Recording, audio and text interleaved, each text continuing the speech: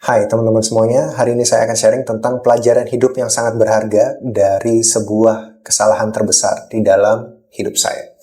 Jadi, kalau misalnya saya bisa memutar kembali waktu dan saya bisa berkata hal ini kepada saya di masa muda dulu, mungkin saya akan katakan hal ini supaya saya di masa muda bisa lebih baik, bisa lebih maju, bisa lebih berkembang, dan mungkin bisa lebih sukses daripada hari ini, teman-teman.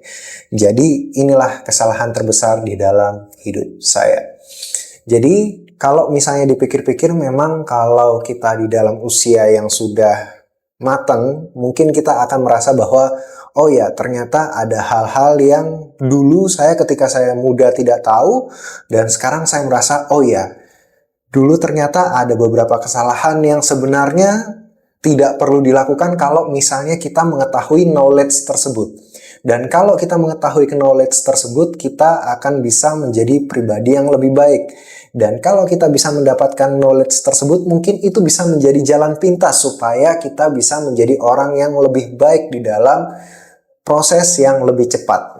Karena itulah saya mau sharing tentang pelajaran hidup yang sangat berharga kali ini, teman-teman. Jadi, apa kesalahan terbesar saya dan penyesalan saya di masa muda adalah saya tidak menemukan seorang mentor yang tepat, teman-teman.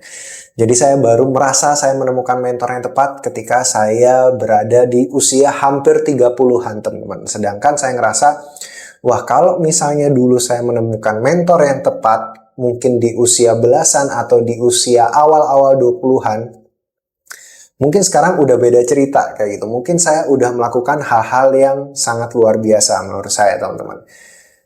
Ada alasan kenapa saya tidak menemukan mentor yang tepat, karena frekuensi saya di dalam mengejar ilmu bisa dibilang cukup kurang. Jadi, kalau dulu waktu masa muda mungkin saya kurang mengikuti kayak seminar-seminar, workshop-workshop, bahkan mungkin workshop-workshop yang murah sekalipun saya berpikir dua kali untuk mengeluarkan uang, teman-teman. Tapi ini bukan berarti atau dalam maksud saya mengajak kalian untuk ketika kalian di masa muda habiskan uang untuk workshop, enggak juga ya teman-teman. Karena zaman sekarang juga banyak workshop-workshop yang ya isinya cuma itu-itu aja dan nggak ada dagingnya lah teman-teman.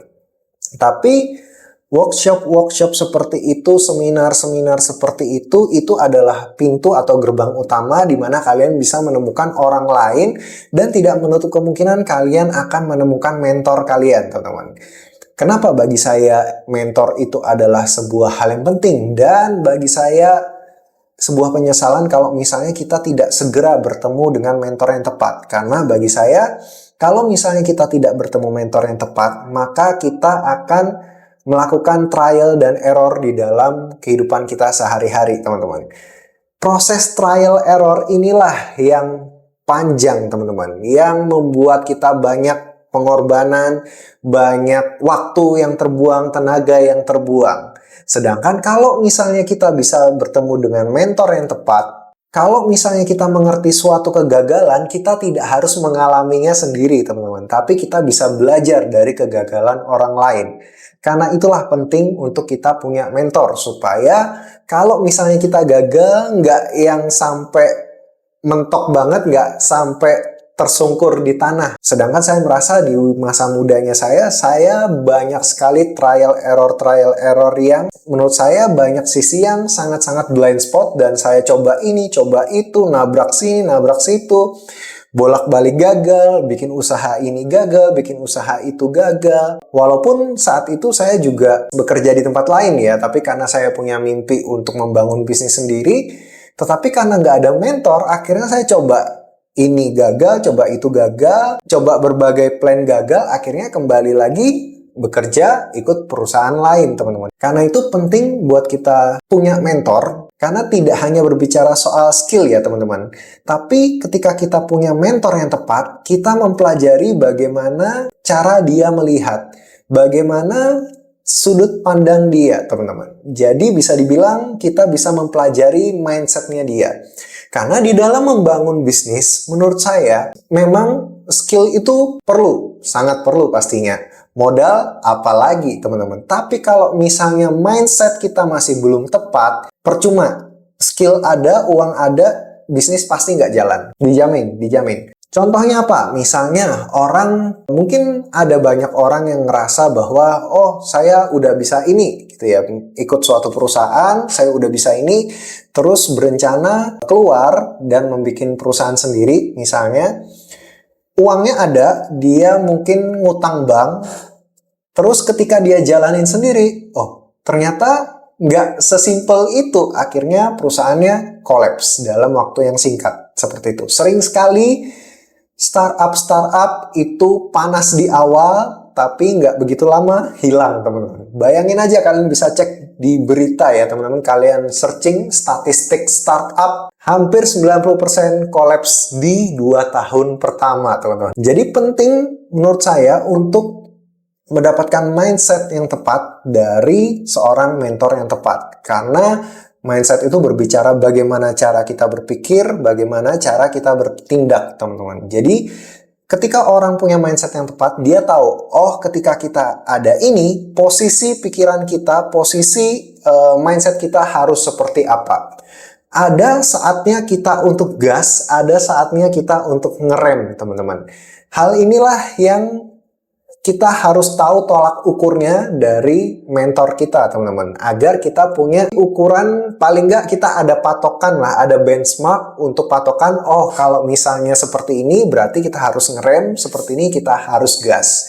Karena informasi seperti itu sulit ya, teman-teman. Apalagi kita kalau sudah dapat mentor yang membangun bisnis selama puluhan tahun, wah itu kita rasanya kayak mendapatkan jalan pintas, kita mendapatkan experience, kita mengetahui kegagalan yang tidak harus kita coba sendiri, teman-teman. Karena kalau misalnya kita mencoba kegagalan dia, misalnya selama berapa puluhan tahun, ya mungkin kita sudah habis dana duluan ya, teman-teman.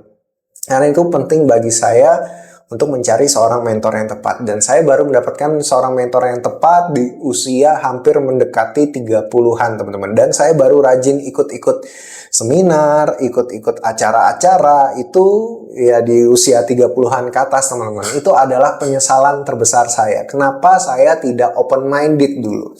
Seandainya saya dari masa muda saya open-minded, saya belajar ini, saya belajar itu, saya terbuka dengan berbagai banyak hal, mungkin sekarang saya udah menjadi orang terkaya nomor 1 di dunia. Oh, enggak.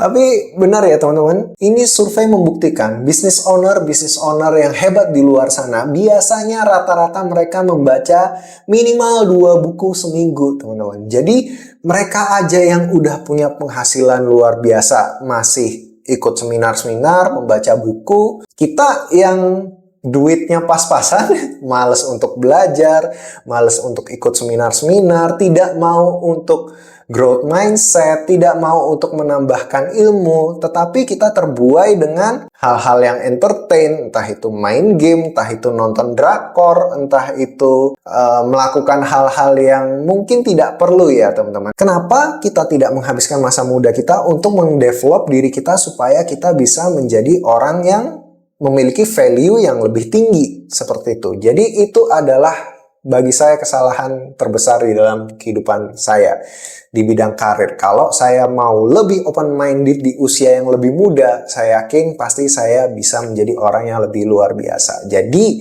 kalau saat ini kalian yang menonton, kalian masih muda dan kalian dalam kehidupan sehari-hari kalian masih malas-malesan, malas untuk belajar, selalu ngabisin waktu untuk buka sosial media yang tidak perlu, nonton-nonton yang tidak perlu, main game yang tidak perlu, atau nongkrong-nongkrong yang tidak ada faedahnya. Bagi saya itu adalah hiburan yang ya bisa dibilang perlu nggak perlu ya teman-teman. Walaupun kita semua manusia perlulah untuk entertain, ya perlu untuk berkomunikasi dengan teman-teman, membangun hubungan. Yes, perlu, sangat perlu teman-teman. Tapi kita harus tahu porsinya dan kadarnya teman-teman. Kalau porsinya itu porsi yang masih oke, yang tidak terlalu dominan di dalam kehidupan kita, it's okay. Apalagi misalnya ketemu orang, kalau kalian ketemu nongkrong dengan teman-teman kalian, tetapi yang kalian obrolkan adalah hal yang membangun, hal yang membuat kalian lebih open-minded, ya itu saya sangat mendukung. Itu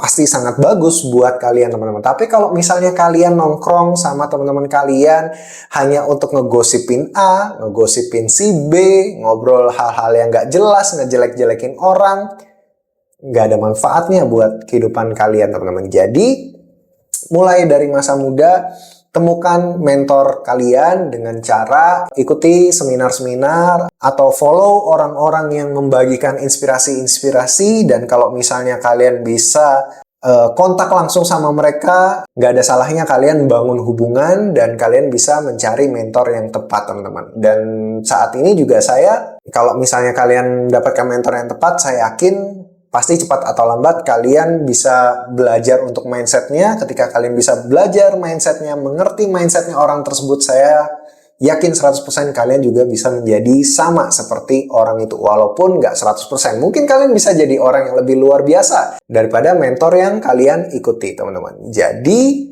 belajar dari kesalahan terbesar saya, semoga ini bisa menjadi pelajaran yang baik buat kalian semua juga teman-teman. Mungkin sekian dulu sharing kali ini, semoga ini bermanfaat bagi kalian. Saya Joe Sofrian, sampai jumpa lagi di video berikutnya. Stay healthy and God bless.